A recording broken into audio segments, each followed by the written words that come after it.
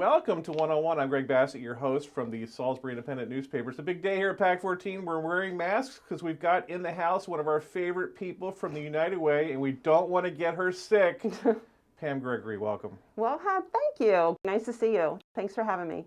So I think about you all the time because just what you're going through with this thing. You know, United Way had kind of a leadership crisis. You stepped up. You took over as the leader there. And then a pandemic hits, So all your ability to fundraise has been compromised for this because so much of what you did was outreach with social stuff and get us all in a room together and state the reasons that we need to support United Way and support the people that benefit from United Way.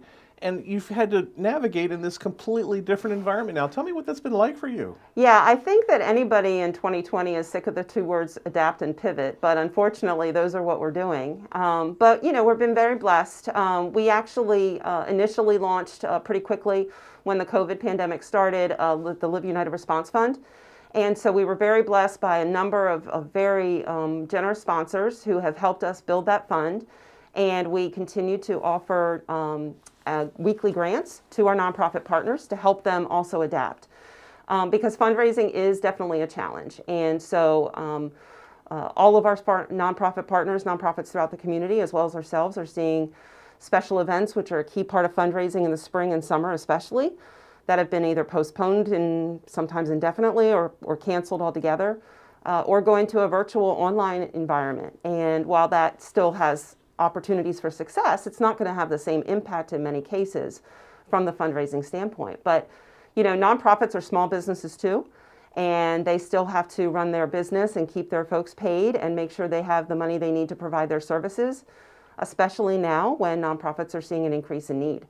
And so it becomes kind of a catch-22. So, but the community has been very supportive, and we're very blessed that we've been able to award $88,000 in grants to our nonprofit partners. That's tremendous. And we'll continue to do that as long as the funds are available. And it's helped our nonprofit partners do everything from have the PPE they need and the other equipment they may need to safely provide services and keep their staff and their clients safe.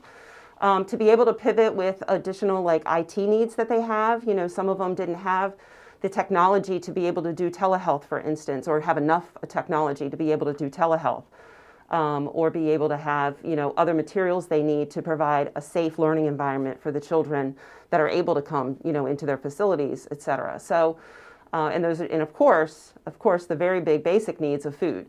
There's been definitely an increase in the food situation. So many amazing community partners have been coming together with outreach events that we've been blessed to be a part of. But the needs are there. And fortunately, we've been able to help provide some funding and some other operational and collaborative support there. I need to think this is going to be serious and react in my business, Right. The way that you were reacting, which was very proactively. Well, I appreciate you saying that, but we weren't alone. I mean, it was definitely a community collaborative effort. And I really applaud, our government leaders and our civic leaders and our nonprofit leaders and the business leaders. GSC and the city of Salisbury and the county have worked really hard with our state governments to make sure that dollars are flowing here. And they've also helped the nonprofit sector make sure that we're helping to advocate for the nonprofits that need those funding too. And so together, we've been just helping to get the word out about when opportunities for low interest loans or PPP funding was available, making sure nonprofits are applying as well, because they have to still be able to keep the lights on, keep their folks paid. The nonprofit sector, we did the Nonprofit Impact Report in partnership with GSC and Community Foundation and the Chamber a number of years, I guess about 2 years ago now. Nonprofit sector is 14% of the wages in this community. Yeah. We're a huge segment and big employer. And, those folks still have families to feed, and they're important and they're doing important work, but they're also juggling that with the increased need for work. So, while many folks were able to kind of hunker down at home and make sure that, they're doing everything that they need to, there's a balance there in the nonprofit sector that has been a challenge for many of them. So what's going on with real people out there? What's happening to them? Are people eating? Are they getting food? And you're able to articulate that and speak for a whole group of people that might not be spoken for otherwise. I find it fascinating. Well, I mean, then that's where we come in with advocacy. That's what we're here for. And Erica and I share very strong, opinions on that, that it is important for the nonprofit sector and those folks that we serve, which is everybody in our community, that they have advocacy. And, that's what we're here for, to help be the voice when many nonprofits who are in the middle of, putting the food on the tables don't have the other time and resources, to do the advocacy that's needed to help folks understand where the needs are. There's definitely been an increase in the need for food, utility assistance services, housing stability, because even though folks may have a moratorium on, evictions, for instance, or utility cutoffs, that doesn't mean the debt's going away. Yeah, that those just bills means are all it's going being to come deferred. due at some point. Exactly. Yeah. And so, helping folks understand that they need to take some action to make sure they're putting payment plans in place and that there are resources to help them do that is a big part of what, we and our partners do. If you're familiar with our Alice report, 46%. That's still a brilliant thing. I still refer back to that all the time, and I was Yeah. just so stunned by that. Just the rate of not so much poverty, but people who are right on the brink. Like one Exactly. thing can go wrong. Your report really showed what the impact of that is in all the lower shore counties. That's right, and we just did released a new update, so it's on our website, I need to look at that. along with a benefits cliff study for the state of Maryland as well that we also commissioned to help study exactly that. The folks that are Alice, which are, they make a few dollars too much to qualify for poverty level generated benefits, Right. but they still definitely suffer to try to get food on the table on a regular basis and all their commitments met. And Alice stands for Asset Limited Income Constrained Employed. These are working families, as so much of the community is, often a couple jobs, and they're just that one critical piece away from true financial distress. Yeah, they miss a paycheck or two paychecks, and it's disaster. Devastating. Yeah. And so they're already living paycheck to paycheck. 46% of our households across the 4 lower shore counties. That's amazing. I mean, and not in a good way. And that's pre-COVID data. So with COVID, that there's just that much more, and we've seen it. We've seen it firsthand. We've been really blessed as part of the Lower Shore Vulnerable Task Force population to participate in a number of the outreach events, which now are happening virtually weekly, Yeah. if not more than weekly, Yeah. all over the area. And it's really amazing the number of folks that are showing up to access resource information, have access to food. They can drive right up, safely get food distribution. It's very easy and low barrier for folks to do that. It's open to anybody. And we're trying to make sure that those are offered throughout the community so that populations who may not have transportation can easily get there, or that it's in the communities that might not otherwise leave their small area and go outward and seek those services, especially those communities that are at risk because of language barriers. But I didn't even realize what was going on there until we got some photos. They were at the Walmart one weekend, and you could see the accessibility to services and communication and information. And it's just a great example of how when there's a crisis, this community comes together. Yeah. And we're able to bring folks together that might not have already been, or whether on the cusp of being aware of each other in our work. This brings us a chance to say, here's how we need to really, bridge these gaps. I mean, we have a significant number of folks that speak Spanish in our community. We have a significant number of folks that speak Haitian Creole in our community. This has been a really great way for us to learn who those resources are in our community that can help meet those population needs. United Way has always made giving fun. You've got these great events, whether it's the Frisbee golf or the cornhole thing. So I always looked forward to these great events. Me too. That were fun, and then you'd have fun, and if you guys happened to make some money off of it, well, that was good too. But you're not able to do that anymore. What's that like? Well, it's hard because we miss people. We just miss everybody, and it's a great way to just get folks to come together and like you said, have fun for a good cause and help raise awareness about what United Way does, what our partners do. And then obviously they're very important fundraisers for us. And so all of them have basically either gone virtual or been canceled, like we mentioned, and including our signature event, Holiday Ball. That has been canceled for this year. It has been. The ball itself, unfortunately, is canceled, but we are still booked for 2021. So first Saturday in 2021. But what we are going to do is do a virtual live stream event. So on the December 5th, which would have been the normal ball night, we are going to have Home for the Holidays, which is going to be a live stream event, about 45 minutes.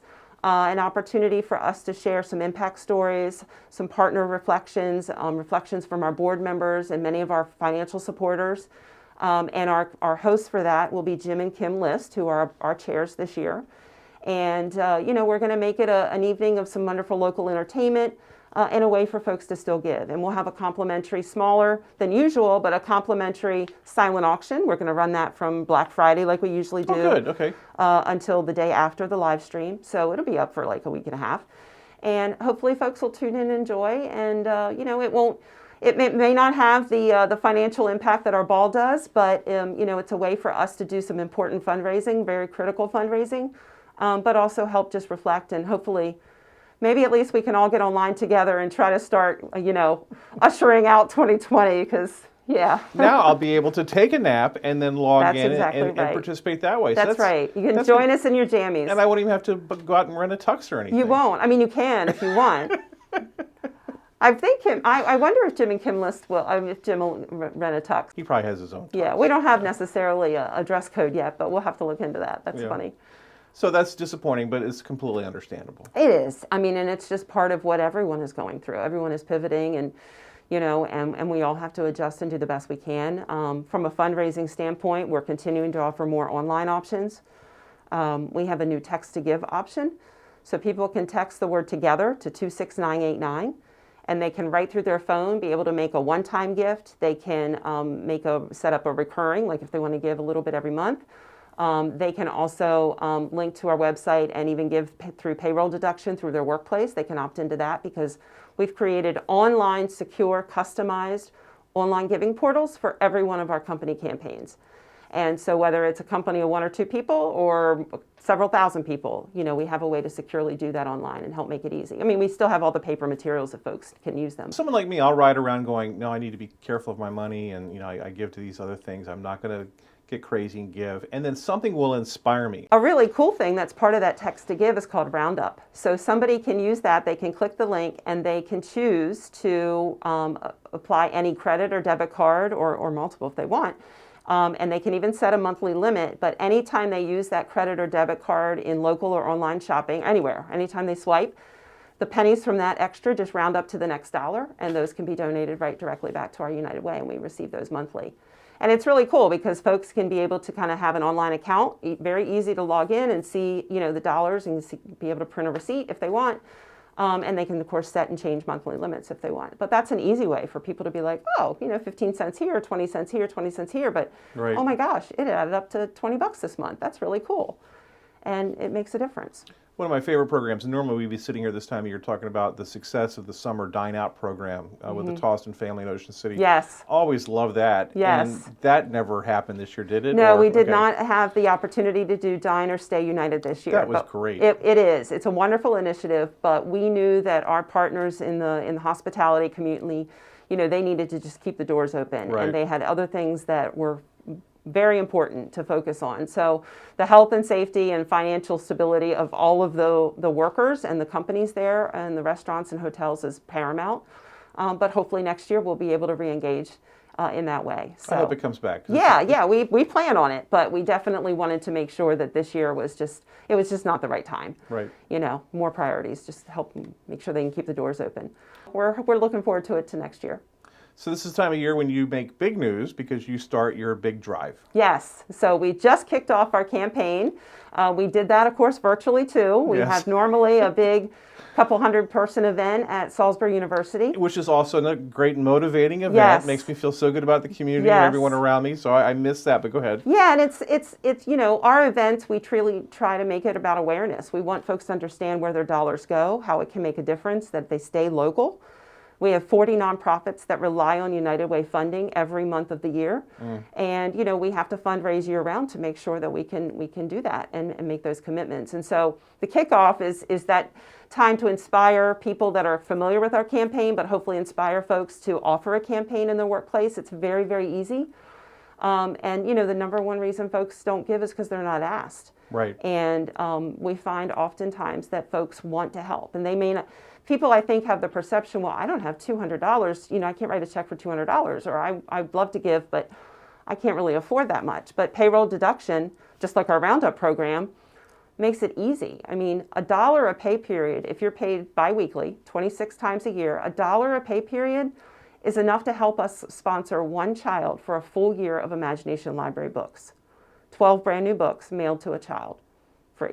And you've given out like, what, 10 million books? It's a lot of books. What is, Actually, next month it'll be 250 books in November. that's just 250,000. Pardon me. Yeah, I was going to say 250,000. We just passed 247 last month. So yeah, or in October. So yeah. Yeah, and all the numbers show that if the kids get these books in their hands, they end up performing better in school. It's They do. absolutely proven. Yeah, and what's amazing is it's not just in your traditional, okay, they have better, reading literacy skills. It's also social and emotional development, physical development, because sharing a book with a child is so much more than just about the words on the pages.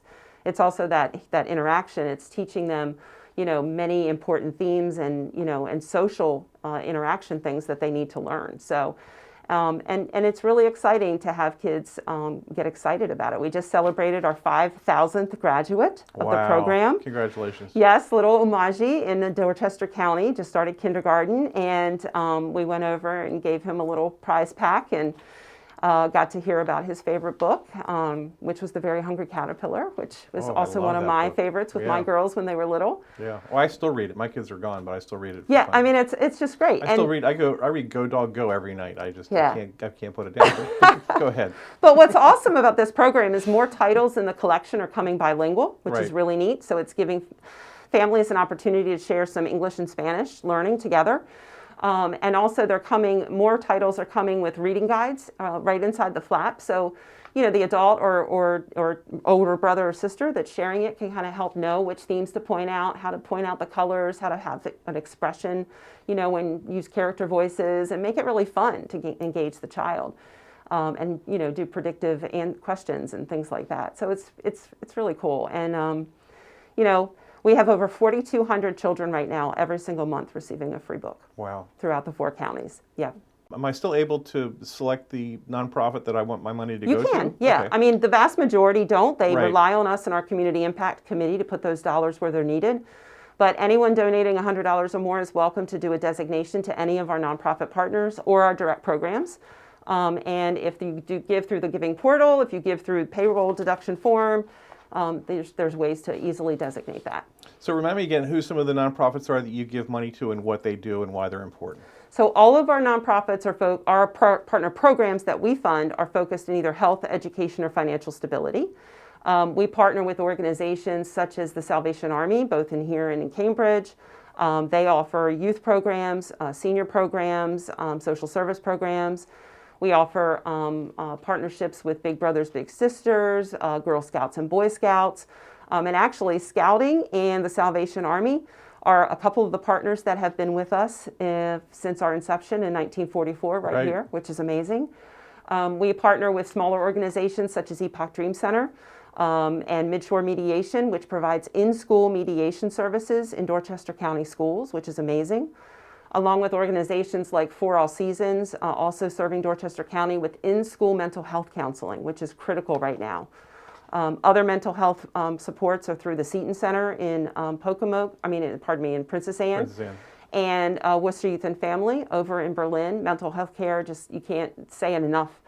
More and more people are recognizing the need to really make sure that they're taking care of their mental health. And our programs allow for folks that don't have access to that or can't afford it otherwise to be able to access those services. And then, we have folks like Dove Point, and like Worcester Youth and Worcester County Developmental Center, Somerset Community Services, and Lower Shore Enterprises, who offer critical supports along with Easter Seals for folks with disabilities, children and adults. And that's another very vulnerable population that has really had a lot of challenges during COVID because there's been a significant amount of limitations on what they can do on site and how much they can take clients out in the community for development opportunities and work opportunities. And they've been doing amazing work, all of them, pivoting to that.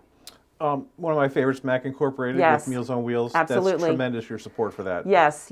Meals on Wheels, of course, is a very critical program. We fund a couple other programs at Mac as well. They're an amazing, huge partner with us, also part of our Wellness Made Easy initiative. And, making sure that whether it's youth, seniors, those with disabilities or chronic illness, or vulnerable populations because of language barrier. I mean, we really focus in on all of those. One of the things that's impressed me too, I'm so impressed, that you prepare for the future through your Emerging Leaders program. Tell me about that. So Emerging Leaders is a dynamic, it's a small group, but it's definitely growing of young professionals or people that, like me, I like to say we're young at heart, so they let me show up at a meeting or two. This year we're led by Alexis Roskovich, who we're thrilled to have lead the group. Is she terrific? She's one of those awesome. people like should have left the shore for greener But thank pastures. God she didn't. But she's here and she does a tremendous job. Well, and I had the over there at blessing Becker of Morgan. We love her. But go yes, ahead. she's awesome. I actually was very thrilled to watch her grow up. She and my daughter graduated high school together, and I worked with her mom. So I have some familiarity with Alexis, and she's always been remarkable. And she's moved into being a very remarkable, young professional. And so she's got some great ideas for the group. She's putting together a couple really cool fundraiser ideas, so stay tuned for that. And the Emerging Leaders help drive our holiday program. And so Giving Tuesday will be a fundraising day for them as well, because during Thanksgiving and Christmas holidays, they provide food baskets in partnership with Tidal Health's nursing staff, as well as our Women United, to help provide food and gifts during the holidays for local children. Yeah, when they learn to be part of the community and give back, it becomes kind of infectious. You want to keep doing it. It does, and it's a development opportunity for them. Several of our board members started out with our Emerging Leaders, and they've been able to learn how to be on a board and learn and build their network of other professional colleagues, and really be able to expand their horizons on what interests them. And it's a great way for them to understand at any age you can get involved. And whether it's through giving or rolling up your sleeves, or better yet, a combination of both in many ways, anything matters and they can make a difference. What programs am I missing? What am I forgetting to ask about? All the things. Okay. Well, then tell me. Actually, Mike staff will laugh because I say that all the time. I would actually love to share about our Wellness Made Easy initiative. Okay, tell me about that. This is something that we launched a couple of years ago in partnership with Tidal Health and Wicomico Public Libraries. You're the first person who's been on the show who hasn't accidentally said PRMC, so congratulations for that. Thank you. Well, kudos to everybody at the Tidal Health team for really good brand marketing. Yeah, good. We're very excited for that. And they're actually a significant partner of ours this year. We're very grateful through the campaign support as well. And but we partnered with them when they were still PRMC for Wellness Made Easy, which is a health literacy initiative. It initially started as building curriculum for low literacy learners to help them understand the basics of importance of healthcare, how to access healthcare. The doctor, the questions you should ask at the doctor, the importance of primary care use, how to use the hospital correctly, and not the ED as your primary care office, and going to, making sure you're getting annual screenings and things like that. So we have some curriculum that's been developed, and a number of our partners have been using that with their client base, but we also have expanded that, and there's now open source health literacy materials of a number of different types of things for anybody accessed through Wicomico Public Libraries, through Somerset Public Libraries, and we're expanding it into the other counties as well. That's really cool. It is very cool. We're developing an app, a free open app, and we have a website that will hopefully be ready very soon for the public to access. And Tracy Ritter on our team is the lead for that and works very closely with our partners. Beacon at Salisbury University has been a key pivotal part of that as well. And it's been really cool. We have a new initiative as part of that with University of Maryland system as well, using students not just from College Park, but also from Salisbury University to help augment the program too. And it's a great learning experience for them, help support what they're doing in their curriculum as well. But it really helps give us the opportunity to leverage some resources and put some things out in the community that can be helpful. It's just so amazing at a time like this, rather than just sit on the ball, you're still trying to advance everything that you're doing. You're still confronting all this stuff. Because my nature would be to just, lay in bed and cry all day. But you're getting out there all the time. It's just incredible to me how driven everything, and everybody's doing this. It's just incredible how rallied they are by all this. Well, it is, and that's been, with all of what I call the nonsense and the difficulties and the things that are hard, the hurdles that we all have because of COVID, whether that's trying to figure out how to work from home and help our children learn from home, or or changing how you even get through your day from a work and play standpoint. And then, okay, let's try to make sure we're not all getting sick and keep ourselves healthy and the community healthy. The really cool thing is how everybody has been really saying, but there is something we can do. We can come together, we can do this. And, that's what we at United Way choose to focus on. And, we said, there's challenges, we get it, but there's always good happening, and there's something that we can do to help be part of that. And we're really blessed and amazed by the outpouring of support. Our team, our staff at the United Way is very, very dedicated. They're an amazing group of people. Our board is just amazing. They're just, I can't say enough about them. And when you look at the financials, the amount of money that you all take for operating expenses is just so minimal, compared to what you're able to generate. We are. I mean, we are very conscious about being very cost effective. We did go into this next budget year that we're in now very conservatively. We had to definitely make some very difficult decisions in our investments for 21. But we also put a plan together that as we hit some additional financial benchmarks, we're going to invest more with our partners and community throughout the year as able. So rather than focus on, okay, we had to be conservative and take some operational and impact hits. No, let's focus on what we can do. Let's get more dollars out there. We know our community wants to be able to help each other. And as we're able to make that happen, we're going to do it. You've got a cool website and a cool, very dynamic Facebook page. Tell us about that so we can go see more. Thank you. Yeah, you can visit uwles.org. There's all kinds of things on there, how to get involved with our emerging leaders, our Women United, who have a community and conversations virtual event coming up at the end of October on the 30th. Anybody's welcome to join in on that. They won't let me in there. But no, yeah. You can. Actually, okay. You still could. You could. But it's there's ways to volunteer through our Get Connected Volunteer Center. Nonprofits do still need help. With less volunteers, it makes more staff having to do that, and of course, there's more cost involved. So there are safe ways to volunteer, and many of our partners in the community, over 140 nonprofits, are on Get Connected. And there's a community calendar there to see what events are going on and things like that, so folks can check that out. And if they want to give, they can just go to uwles.org and click that donate button, or there's a way they can look up and see if their employer already has a company portal that's active, and there are many that are. And if they're interested in offering a campaign, they just reach out to me or anybody on our team at United Way, and we're happy to talk to them about that. She's Pam Gregory. She's the CEO, president of the United Way of the Lower Eastern Shore, and we're thrilled that she was here today to tell us all about the great things they're doing. Thanks so much, Pam, for being here. Thank you for having me. Be well. Have a great day. Thank you. I'm Greg Bassett from the Salisbury Independent, another edition of 101 right here on PAC 14.